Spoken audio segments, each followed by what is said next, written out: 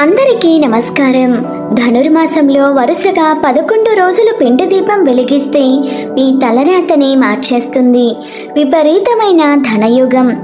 నిత్యం మనం పూజలు చేస్తూ ఉంటాము, కానీ ఆ భగవంతుడిని ప్రసన్నం చేసుకోవడానికి పూజలో కొన్ని నియమాలను, పద్ధతులను తప్పక పాటించాలి.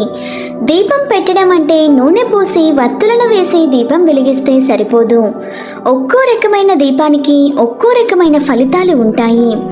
ధనవంతులు కావడానికి, అష్టైశ్వర్యాలను పొందడానికి మన జ్యోతిష శాస్త్రం అనేక పరిహారాలను అందిస్తుంది. వాటిలో చాలా ముఖ్యమైనది పిండి దీపం. సాధారణంగా మనం పూజ చేసేటప్పుడు మట్టి దీపాలు, ఇత్తడి దీపాలు, అలాగే వెండి దీపాలను ఉపయోగించి దీపారాధన చేస్తాము. అయితే ఇంట్లో పూజ చేసేటప్పుడు పిండి దీపాలను ఉపయోగిస్తే చాలా మంచిది.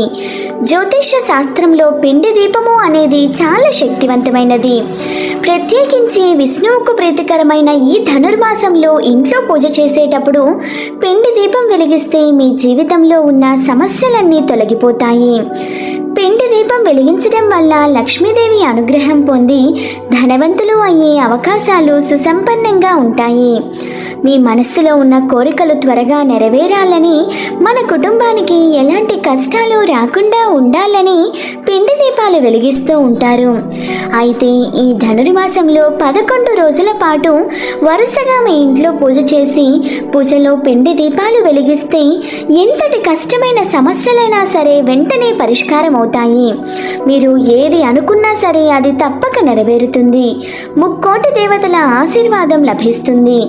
ఆర్థిక కష్టాలన్నీ తీరిపోతాయి. మీ ఇంటికి అఖండ రాజయోగం ప్రాప్తిస్తుంది. ఈ 11 రోజుల వ్రతాన్ని ప్రారంభించాలంటే మీ వేలును బట్టి ఏ రోజైనా ప్రారంభించవచ్చు. మీరు పూజ ప్రారంభించిన రోజు నుండి వరుసగా 11 రోజుల పాటు ఇంట్లో పూజ చేయాలి. ఈ శక్తివంతమైన 11 రోజుల వ్రతాన్ని ఆచరించాలంటే మీ ఇంట్లో ఎలాంటి మైలు ఉండకూడదు. అసలు ఈ 11 రోజుల వ్రతాన్ని ఎలా ఆచరించాలి, పిండి దీపాలు ఎలా తయారు చేసుకోవాలి అనే విషయాలను గురించి ఇప్పుడు తెలుసుకుందాం. మీరు నిత్యం ఇంట్లో ఎలా పూజ చేసుకుంటారో అలాగే ఈ ధనుర్మాసంలో కూడా ఇంట్లో పూజ చేసుకోండి. కానీ మీరు పూజ చేసే ఈ పూజలో ఖచ్చితంగా పిండి దీపాలు వెలిగించాలి. వరుసగా 11 రోజుల పాటు పిండి దీపాన్ని వెలిగించి ఇంట్లో పూజ చేసుకోవాలి. మొదటి రోజున ఇంట్లో పూజ చేసేటప్పుడు ఒక పిండి దీపం వెలిగించాలి. రెండవ రోజున పూజ చేసేటప్పుడు 2 పిండి దీపాలు వెలిగించాలి. మూడవ రోజు పూజ చేసేటప్పుడు 3 పిండి దీపాలు వెలిగించాలి. ఇలా 11 రోజుల పాటు దీపాల సంఖ్యను పెంచుకుంటూ చివరిగా 11వ రోజున 11 పిండి దీపాలు వెలిగించాలి. ఈ 11 రోజులు ఇంట్లో పూజ చేసేటప్పుడు దేవునికి నైవేద్యంగా పాలు, పండ్లు లేదా ఒక చిన్న బెల్లం ముక్కనైనా సరే నైవేద్యంగా నివేదించండి. ప్రతిరోజు ఇంట్లో పూజ పూర్తయిన తర్వాత దేవునికి నమస్కారం చేసి 3 ప్రదక్షిణాలు చేసి మీ తలపైన అక్షతలను వేసుకోవాలి.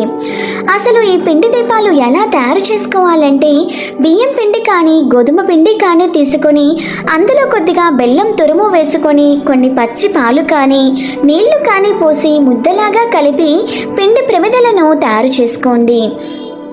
ఈ పిండి ప్రమిదలకు గంధము, కుంకుమ బొట్లు పెట్టి మీ పూజగదిలో పెట్టి దీపారాధన చేయాలి. ఈ పిండి దీపాలను నేలపైన పెట్టకూడదు.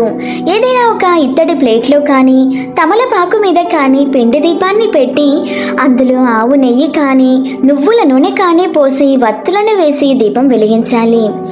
ఈ 11 రోజుల వ్రతాన్ని భక్తి శ్రద్ధలతో చేసుకుంటే చాలు, మీ ఇంటికి అఖండ రాజయోగం ప్రాప్తిస్తుంది.